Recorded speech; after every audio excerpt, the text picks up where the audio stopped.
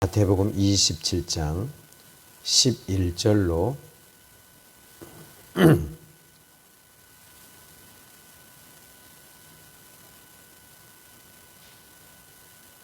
26절입니다. 아주 긴 내용입니다. 제가 좀 빠르게 봉독해 드리겠습니다. 예수께서 총독 앞에 섰음에 총독이 물어 이르되 내가 유대인의 왕이냐? 예수께서 대답하시되 내 말이 옳도다 하시고 대제사장들과 장로들에게 고발을 당하되 아무 대답도 아니하시는지라. 이에 빌라도가 이르되 그들이 너를 쳐서 얼마나 많은 것으로 증언하는지 듣지 못하였느냐 하되 한마디도 대답하지 아니하시니 총독이 크게 놀라워하더라. 명절이 되면 총독이 무리의 청원대로 죄수한 사람을 놓아주는 전례가 있더니 그때 바라바라 하는 유명한 죄수가 있는데 그들이 모였을 때에 빌라도가 물어 이르되 너희는 내가 누구를 너에게 놓아주기를 원하느냐? 바라바냐? 그리스도라 하는 예수냐? 하니 이는 그가 그들의 시기로 예수를 넘겨준 줄 알미더라. 총독이 재판석에 앉았을 때에 그의 아내가 사람을 보내어 이르되 저 옳은 사람에게 아무 상관도 하지 마옵소서.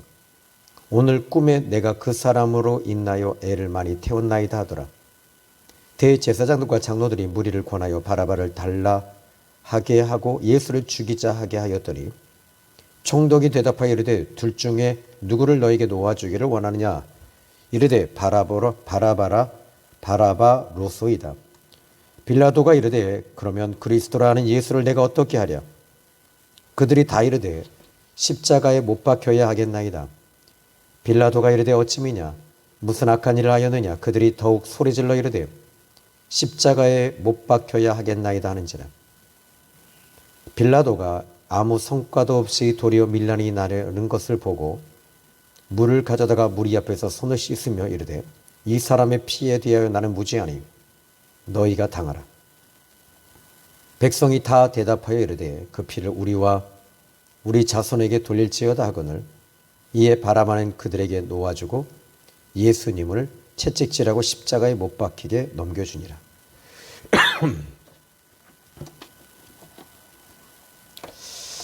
자, 이 사람들은요, 이 법정에 서게 되고 또 이 소송이라고 하는 부분이 딱 걸리게 되면 두 가지로 나눠집니다. 첫 번째는 이 형사 소송이 되고 민사 소송이 있습니다. 형사 소송은 사람에게 상해를 끼치거나 타인의 물건을 이 도둑질하거나 이랬을 때는 또 그 외에도 지금도 뭐 여러 가지 이유가 있겠지요. 이 형사라고 하는 것은 바로 경찰이 와서 그대로 이 사람을 잡아서 경찰서에서 이제 조서를 꾸미고 또 이 사람이 죄질이 아주 악하거나 또는 이 사람의 죄에 대해서 이 사람이 도주할 우려가 있을 때는 유치장에 가둡니다. 그리고 나서는 이제 이 취조가 끝나고 문서가 다 작성이 되면 검찰로 넘깁니다. 그러나 또 하나는 민사가 있습니다. 이것은 뭐 이제 여러 가지 민사소송은 여러 가지가 있겠죠. 그런데 이 소송이라고 하는 것 자체가 참 기분 나쁜 것이거든요. 상당히 우리가 스트레스도 많이 받게 되고 중압감도 많이 받게 되어 있습니다. 그러면 사람들은 이제 이 법정에 서게 되면 제일 먼저 하는 것이 뭐냐면 뭐 민사 같은 경우나 뭐 여러 가지 있을 때 내용 증명을 먼저 보냅니다. 1차, 2차, 3차 보내고 그 다음에는 이제 뭐 민사 같은 경우에는 뭐 가압류를 한다든지 뭐 여러 가지 방법들을 취해요. 그런데 그리고 나서는 그 사람의 이제 증거, 증인, 잘못된 것들에 대해서 이제 고소문을 쓰기 시작을 합니다. 고소문을 쓸 때 많은 증거들을 끄집어내는 거예요. 많은 증거를 끄집어내고 많은 것들을 그 안에다가 이제 담고 또 심지어는 녹취도 증거로 이제 채택이 되어지기도 하고요. 또 뿐만 아니라 요즘에는 이제 뭐 핸드폰으로 이제 이런 것들이 너무 많이 나오기 때문에 그래서 이 소송이라고 하는 것 자체가 많은 증거가 필요하고 증인이 필요합니다. 그래서 법원에서 판결을 내리면 이제 이것이 뭐 1심, 뭐 1심에서 만약에 졌다 그러면 다시 항소도 하게 되고 이렇게 되죠. 그런데 지금 목회를 저는 이런 것들에 전혀 몰랐는데 산전수전, 이 완전히 공중전, 화생방전까지 다 하다 보니까 어느 순간에 이게 알겠더라고요.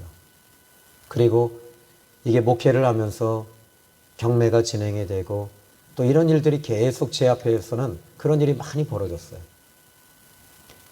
자, 그런데 이 법정에 서게 되면 자기의 옳음을 향하여 자기의 이 잘한 것, 그런데 이런 것들에 대해서는 증거로 계속 이제 피력을 합니다.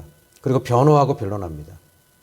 그런데 예수님께서는 당신이 옳은 것에 대해서 변호하지 않으셨어요. 왜냐하면 12절의 본문의 말씀을 보시면 대제사장들과 장로들에게 고발을 당하되, 그게 법정에 서신 것입니다. 여러분, 예수님이 법정에 서신 거예요. 이 부분은 빌라도 앞에 섰다는 말은 대제사장 앞에 선 것이 아닙니다. 대제사장은 종교 지도자입니다. 그런데 이 법정이라고 하는 것은 지금 빌라도 앞에 섰다는 말은 최고 기관이에요. 그런데 예수님은 어떻게 하시냐면은 고발을 당하되 아무 대답도 안 하셨다. 그런데 13절 보면요. 이에 빌라도가 이르되 그들이 너를 쳐서 얼마나 많은 것으로 증언하는지 듣지 못하였느냐? 그러니까 이 제사장들과 바리새인과 서기관과 유대인들은 너무나도 많은 증거를 갖다 댄 거예요. 고소장을 쓴 거죠. 그리고 아주 너무 많은 사람들을 지금 증인으로 다 채택을 한 겁니다.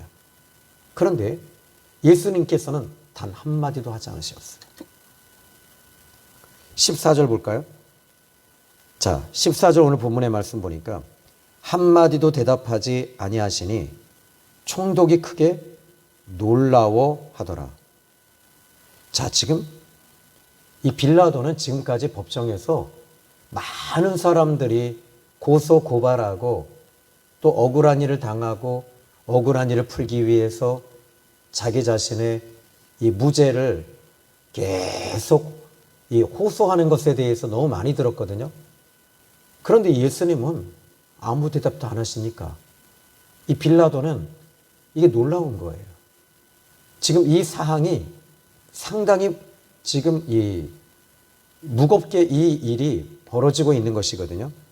그런데 또 만약 이 법정에서 선고가 내려지면 그대로 집행되기 때문에 지금 그 시점, 예수님이 법정에 서셨던 그 시점은 정말 중요합니다.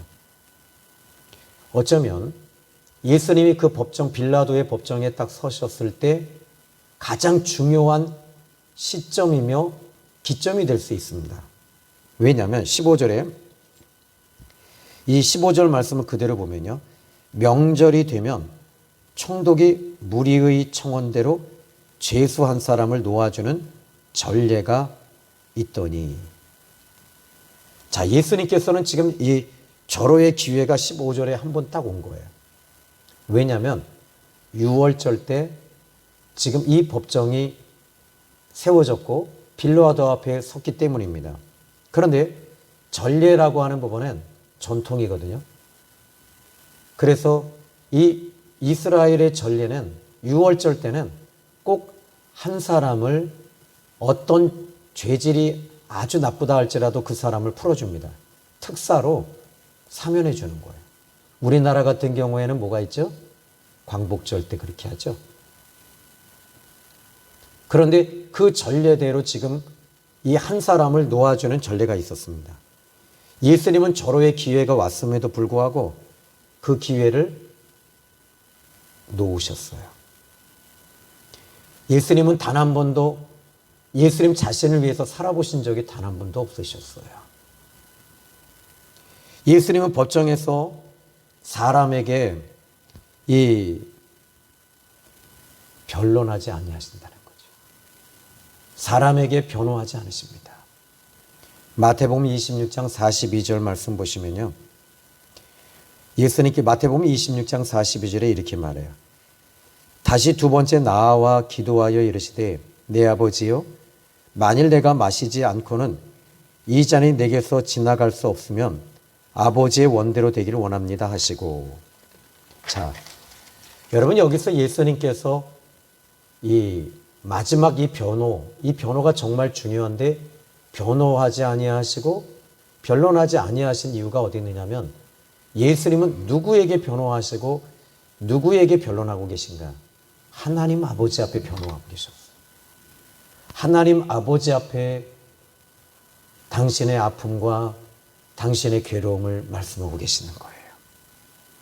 즉 예수님은 하나님 아버지 뜻에 맞추시고 하나님 아버지의 뜻이 십자가에 죽으시고 완전히 죽으시는 것이 하나님 아버지의 뜻이 있다는 것을 예수님은 알고 계셨던 겁니다. 다시 말씀드리자면 예수님은 이 모든 일이 되어지는 것은 하나님의 뜻에 있는 것을 예수님은 이미 알고 계셨던 것입니다. 그래서 마지막 변론, 이것을 저는 마지막 카드라고 얘기하고 싶어요. 이 마지막 카드를 예수님은 버리신 거예요. 그러나 예수님은 그 카드가 버리시는 것이 하나님 아버지의 뜻이었기 때문에 버리시는 거예요. 저는 제목을 정한다면 법정에 서신 예수님. 저는 이 상황에서 오늘 이 본문의 말씀을 통해서 주님께 여쭤봤습니다. 예수님 왜 이 마지막 기회를 붙잡지 아니하셨습니까? 왜 마지막 기회를 붙잡지 아니하셨습니까? 그런데 이 말씀 사복음서를 통해서 저에게 주시는 메시지는 이거였습니다. 네가 몰라서 묻니? 내가 여기서 이 법정에서 유죄로 선언되지 아니하면 너희들의 유죄는 하나님 아버지 앞에서 무죄가 될 수 없기 때문에 내가 유죄를 선고받기 위해서 다물어야만 했단다. 두 번째로 주님은 또다시 메시지를 주십니다. 나는 이 일을 위하여 4,000년을 준비해 왔단다. 마지막 카드 따위가 나의 가는 길을 막을 수 있겠느냐? 너는 마태복음 16장 23절로 25절을 기억하느냐? 베드로에게 사탄아 내 뒤로 물러가라. 너는 하나님의 일을 생각하지 아니하고 사람의 일을 생각하는도다라고 내가 말하였다. 그 마지막 카드는 사탄의 카드였단다. 그 마지막 카드는 사탄의 카드였기 때문에 나는 그 카드를 버리는 거야. 사탄의 달콤한 선악과, 나는 그 달콤한 선악과의 마지막 카드를 나는 개의하지 않았어. 나는 마지막 승장을 선택했단다. 세 번째로 우리 주님이 변호하지 아니하시고 변론하지 아니하신 이유가 어디 있는 줄 아십니까? 예수님은 요한복음 2장 24절로 25절에 예수님은 그 몸을 사람들에게 의탁하지 아니하셨으니 이는 그가 친히 모든 사람을 알고 계심이라. 예수는 그들에게 의논하지 아니하셨으니 그들 속에 있는 것을 친히 알고 계심이라. 이렇게 말합니다. 예수님은 빌라도 따위가 예수님이 빌라도 따위 앞에서 주님은 변론하고 변호하시고 당신의 무죄를 이야기하실 필요가 없었던 것입니다. 그 이유는 예수님은 하나님이셨기 때문입니다. 우리 주님은 하나님 아버지 뜻에 맞추어서 그 길을 걸어가신 것입니다. 그리고 그것이 사람의 일이라고 하는 것에 대해서 주님은 붙잡지 아니하셨습니다. 저는 오늘 강단에 오르기 전에 잠시 지난주부터 저에게 이상한 일이 계속 벌어지는 것이 뭐냐면, 하나님, 오늘은 저는 새벽에서부터 아마 새벽기도에 특히 금요일날 이 새벽에는 여러분들이 불을 보시면 저는 말씀을 준비해요. 이 금요일 기도하면서. 그리고 손을 들고 있어요. 그리고 계속 이 말씀을 계속 써내려갑니다. 그런데 오늘 강단 위에서 주시는 하나의 울림이 있었습니다. 하나님, 무엇입니까? 내가 그 억울함을 그 법정에서 나는 무죄임에도 불구하고 유죄로 선언했던 그 사람들에 대해서 나는 단 한 번도 억울하지 않다. 그러나 오늘 이 시간 이 강단에 와서, 이 예배당에 와서 억울함을 피력하고 그 답답함을 피력하는 내 아들과 내 딸, 내 사람들에게 대해서는 내가 그 억울함을 풀어주리라. 내가 그 억울함을 풀어주리라. 내가 그 억울함을 위로해 주리라. 그래서 나는 십자가에서 죽었단다. 이렇게 말씀하시는 거예요. 시브리서 2장 18절에, 그리고 강단에서 하나의 울림의 성경이 제 안에 필름으로 지나간 것은 시브리서 2장 18절이었습니다. 그가 친히 시험을 받아 고난을 당하셨은즉 시험받는 자들을 능히 도우시느니라. 오늘 우리 주님이 이 십자가의 법정에서 단 한마디도 말하지 아니하셨던 주님은 하나님 아버지에게만 말씀하고 계셨던 주님이심을 알 수 있습니다.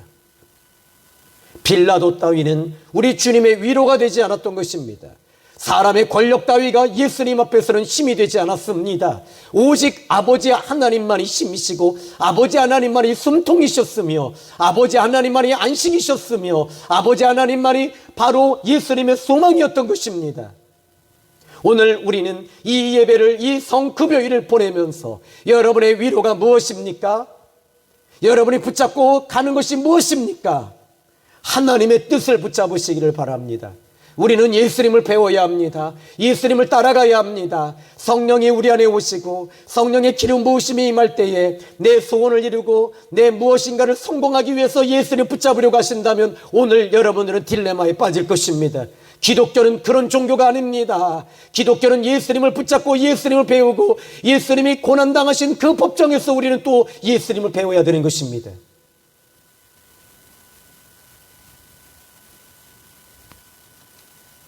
빌라도의 손에 모든 것이 있는 것 같아 보였지만 하나님의 손에 있었던 거지요. 빌라도는 17절에, 오늘 보면 17절에 그들이 모였을 때 빌라도가 물어 이르되 너희는 내가 누구를 너희에게 놓아주기를 원하느냐? 이 17절을요 누구에게 묻고 있죠? 빌라도가요? 무리들에게 묻고 있습니다. 세상 지도자와 우리 예수님, 영적인 지도자이신 스승 되시는 우리 예수님, 그 차이가 어디 있는 줄 아십니까? 세상 지도자는요 사람들에게 묻습니다. 영적인 지도자 우리 예수님은 이 문제를 이미 그날 밤에 하나님 아버지 앞에 기도하십니다. 시브리서 5장 7절에 그는 육체에 계실 때 심한 통곡과 눈물로 간구와 소원을 올리셨고 그의 경외하심을 인하여 들으심을 얻었느니라. 이미 감람산에서, 겟세마네 동산에서 하나님의 응답을 받으셨고 하나님의 뜻을 하셨고 하나님이 무엇을 원하시는지 이미 알고 계셨던 것입니다. 그래서 주님은 심한 통곡과 눈물로 간구와 소원을 올리셨던 주님이십니다. 하나님 아버지 앞에만, 아버지 앞에 심한 통곡과 눈물로 간구와 소원을 올리셨던 것입니다. 빌라도에게 소원을 올리지 않았습니다. 변호하지 않았습니다. 왜입니까? 그것은 바로 한낱 일개의 사람이었기 때문입니다. 우리 예수님은 이 비밀, 영적인 비밀을 알고 계셨기에 하나님 아버지 앞에 나와서 아버지 앞에 울으시며 통곡하시며 기도하시며 간구하셨던 주님이십니다. 사랑하는 귀한 성도 여러분,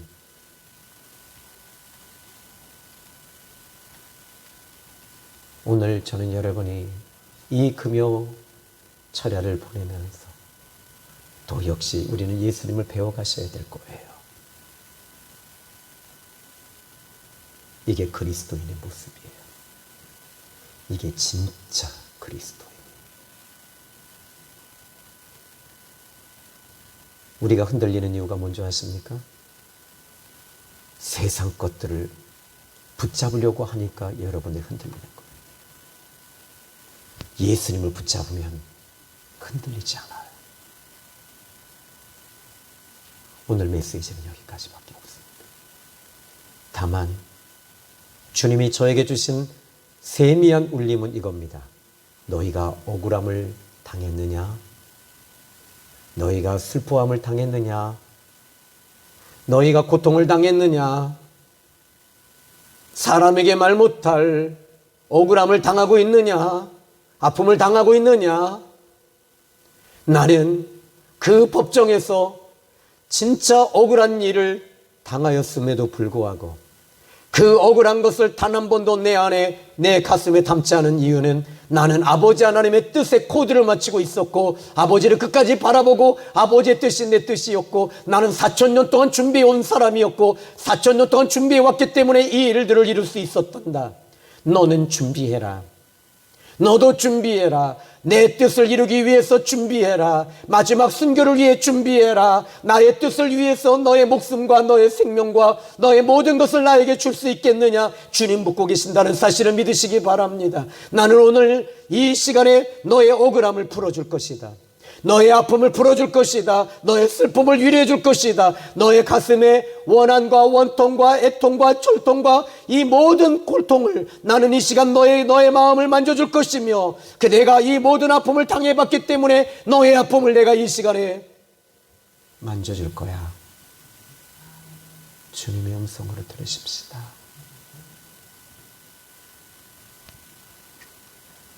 저는 이제 원고를 덮었습니다. 우리 주님이 어떻게 위로하실지 이제 답은 나왔어요. 결론도 내려졌습니다. 우리는 이제 기도할 제목밖에 없습니다. 우리 찬양 부르겠습니다. 157장입니다.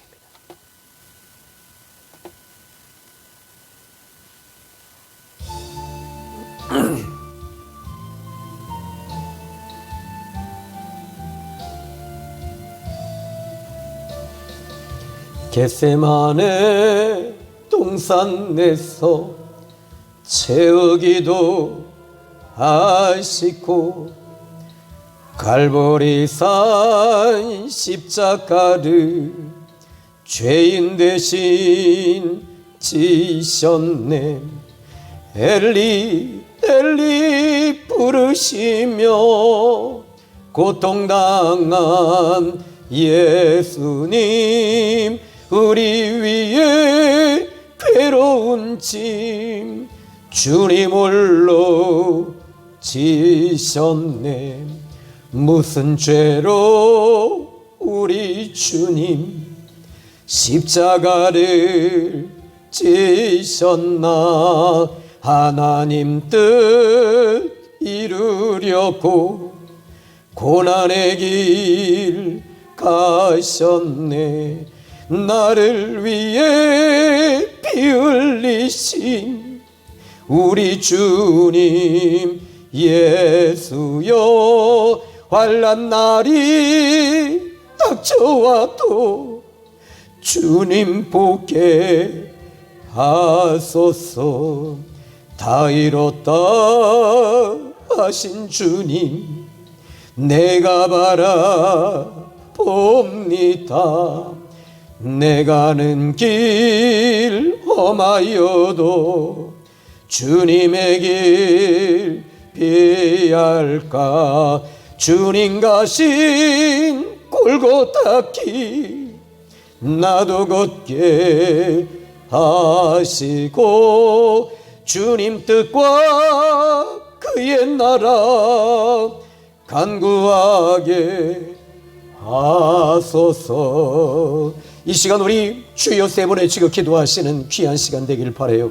오늘 여러분 주님의 이름을 부를 때 주님은 부활하셔서 살아계시고 이 자리에 계셔서 여러분의 억울함과 여러분의 아픔과 육신의 질병과 여러분의 질고를 어루만지시는 놀라운 역사가 오늘 이 밤에 나타날 것입니다. 이 시간 주여 세 번에 주고 기도합니다. 주여 주여 주여